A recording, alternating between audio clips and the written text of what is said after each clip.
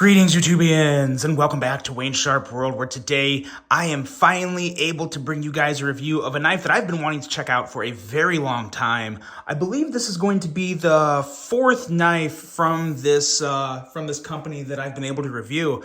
Really liked the other three, but this is the one that I've really wanted to get in my hands, and it is none other than the Beg Knives Bodega. Now, before I go any further into this review, I'd like to thank you guys for tuning in today. If you like what you see, please do me a huge favor, hit that subscribe button, follow along, and I will continue to bring you the content.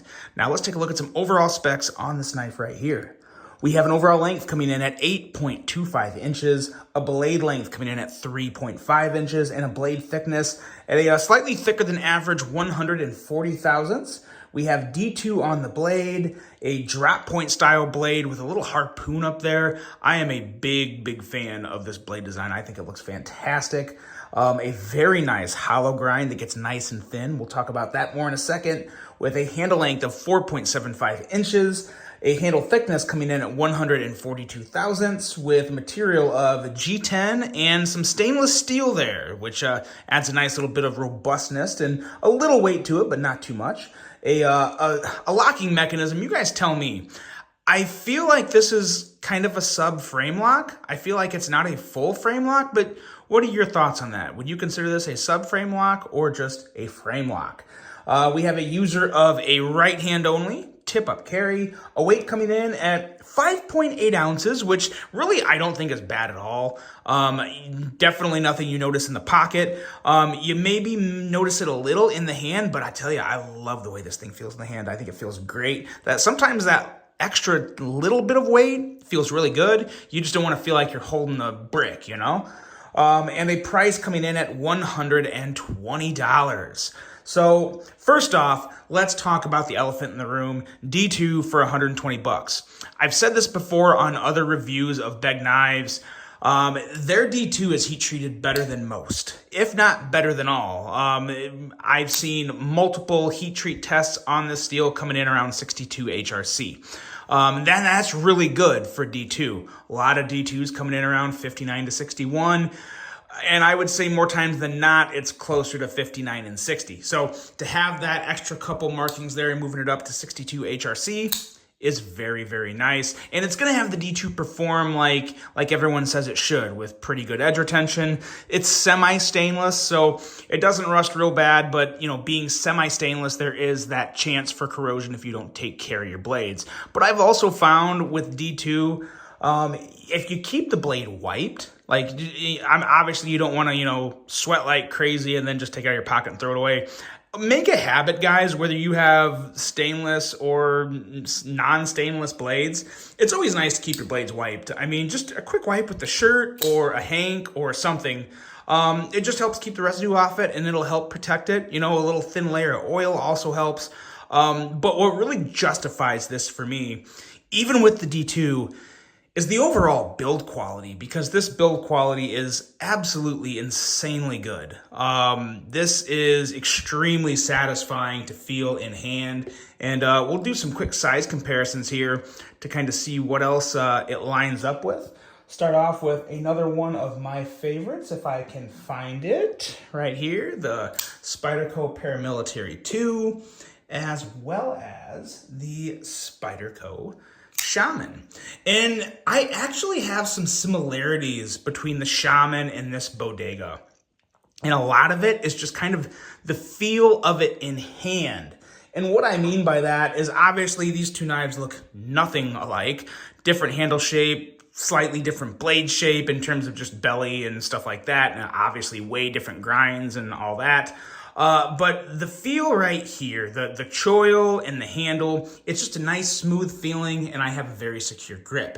Now with the Bodega, I have basically the same thing, just not quite that little bit of a little swell there at the middle of the handle. It's more just one kind of curvature, but it feels so good in my hand. The choil is big enough for me, plenty big enough to where even when I have my finger fully wrapped around it, I'm really not concerned at all about the blade getting there. So very, very nice ergos, nice milling texture here on the handle that feels really good and helps provide a little more grip. And even the pocket clip, I mean, well, the Lynch is a little different, but your standard Spyderco pocket clip, obviously it's very different than the Beg Knives clip, but they feel similar in hand. So a very unique and a comparison you wouldn't really expect to hear, but I think this feels relatively close in hand to a Shaman, which is a very good thing for me because you guys know I love the Shaman.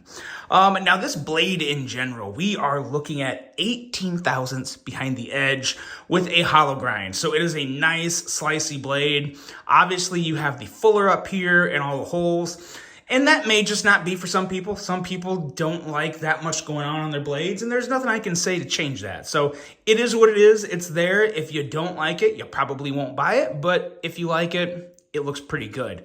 I'm really in the middle. I wouldn't want this type of milling and holes on every knife in my collection, but that's why I have a collection of an ungodly amount of knives, is so I can have some that look like this and some that don't. So variety is the spice of life. And that fuller is also very useful for something else that we'll talk about here when we get to the action of this knife. And like I said before, I also love the little harpoon going on up here. You got the harpoon and a swedge leading up to the point. It's just a very, very nice blade shape, a nice, tough, strong blade with just good geometry. And it's going to be good to go for EDC and just about any real hard task. I mean, this is a... Excuse me. This is a well-built, tough knife, and I really do appreciate that. Now, the handle itself, like I said, there's really not... I mean, it kind of is what it is, right? I mean, it's a G10 show side with nice milling, actually really good-looking milling. I like the design they have there. Sometimes the design of milling on a G10 handle can really turn me off and just make me not want the knife completely. Like, that has been the case before, but I really like this. Nice, finer texture, you know, favorable shapes that don't look too crazy or ridiculous, but I think tie in really well with the knife. A very strong backside with a long back spacer and plenty of screws going in there. So you are getting a very strong construction on this guy, on the handle and on the blade. You have very nice lockup on that frame lock or subframe lock. You tell me in the comments what it is. But it just looks good. It really looks good. I like there's a lot of holes on this knife in terms of just like milled out holes for aesthetics, but they complement each other. They really do. I think they look good. This, for me, is very visually satisfying, I guess is the best way to put it. And then back here, for reverse grip, there's a really nice, aggressive amount of like texturing here. Now, obviously, this is made to be kind of extra aggressive because this is more of a tactical grip position or something to where when you go to use it, whether you're sticking it in wood or sticking it in cardboard or whatever, you don't want this to slip out of your hand. If it slips out of your hand, you're going to be in a lot of trouble and it's not going to feel good. So it's very important, and I think a really nice touch to add that bottom portion of the backspacer and put some nice aggressive jimping on there because it really locks it into your hand. I like that a whole lot. And yeah, just a very solid handle. Nice access to the lock bar there. See, there's a nice little beveled area that makes it very easy to get that access and just shake that blade shut. It's definitely not drop shutty, but it's smooth enough, as you can see. And the detent on this guy, the detent is perfect. Listen to that. So good. So good. Very crisp, very nice, and the action is incredible. This has a very, very satisfying flipping action. You break that detent, very clicky, very snappy, very fast, and very smooth. And to be honest, I haven't even put KPL in this. If I put some KPL, it would probably help it a little. And I did notice yesterday there was like a little sound going on in there. And I looked, it actually just needed the pivot to be tightened. Rule of thumb with not just this knife, but any knife. If you ever feel like you're having issues with the knife, odds are the pivot just needs a little bit of tightening. And I tell you what, I tighten that pivot and this thing is good to go. Ooh, that's so good. Now, this fuller, I was very surprised because I also have this guy right here. This is the Astio.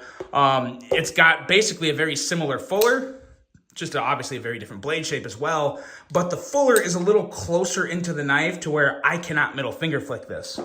But this Bodega, on the other hand, easy middle finger flick. And that, for me, that's a little bit of a game changer. It elevates this guy for me.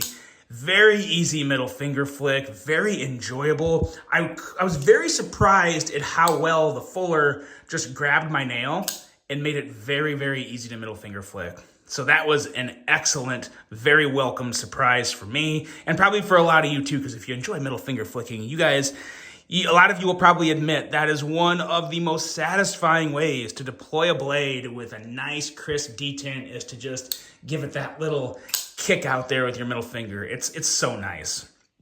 And this is very satisfying in those regards. So overall, I got no issue with this knife. I am actually becoming a bigger fan of Beg knives by the day.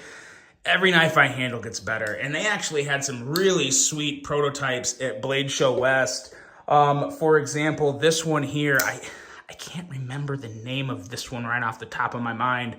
But there's going to be new versions of this guy coming out next year with full flat grind. So this whole fuller and milling, that's going to go away. Very, very thin and slicey blade. I think that's going to be loved by a lot of people. And it's got just as good, if not maybe better action. The action on their prototypes was absolutely insane. And I'm still waiting for a big 3.5-inch version of this guy here. Love this one as well. So you guys be sure, if you want to explore a new brand and you want to stay closer to the $100 mark, Beg Knives is a legit brand and company to consider. I'm really, really enjoying their stuff. And to be totally honest, I would probably have to say this Bodega has been my favorite knife of all 4 that I've reviewed, mainly just because, one, I like bigger knives, I like middle finger flicking, and it's just an excellent drop point with a nice slicey hollow grind. So I highly recommend checking out Beg Knives in general, but also this Bodega, man, oh man, this thing is special. It's awesome. I would love to see a premium version of this come out. I know there was in the past. I'd like to see another run of it, because I believe you can't get the premium version anywhere of this guy. It's pretty much gone. It's only a secondary market thing now. I would love to get that with maybe some carbon fiber and, I don't know, S90V or M390 or Magna Cut or any type of premium steel. But yeah, the Bodega is a winner, guys. Highly recommend it. Give it a check out. Let me know what you think. I really hope you guys enjoyed this one. Hope you have a great rest of your day. And until the next one, I'm out.